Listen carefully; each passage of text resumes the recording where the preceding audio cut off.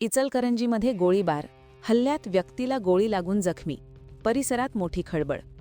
इचलकरंजी शहरात आज सायंकाळी एक धक्कादायक घटना घडली आहे. सायंकाळी साधारण 7च्या सुमारास सांगली रोडवरील बादशाह पेट्रोल पंपाजवळ असलेल्या पशुखाद्य दुकानासमोर अचानक गोळीबार झाल्याची घटना समोर आली आहे. या गोळीबारामध्ये एका व्यक्तीला गोळी लागून तो जखमी झाला असून त्याला तातडीने उपचारासाठी रुग्णालयात दाखल करण्यात आली आहे. घटनास्थळी मिळालेल्या प्राथमिक माहितीनुसार जखमी झालेल्या व्यक्तीविरोधात शिरोळ तालुक्यातील जयसिंगपूर येथे यापूर्वी गुन्हा दाखल आहे. त्या संदर्भात आज त्याला इचलकरंजीतील वरिष्ठ पोलीस अधिकाऱ्यांसमोर हजर करण्यात आले होते.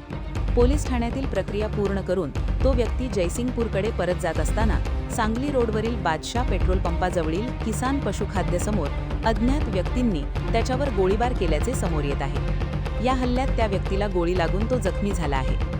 घटनेनंतर परिसरात मोठी खळबळ उडाली असून पोलिसांनी तात्काळ घटनास्थळी धाव घेत तपास सुरू केला आहे.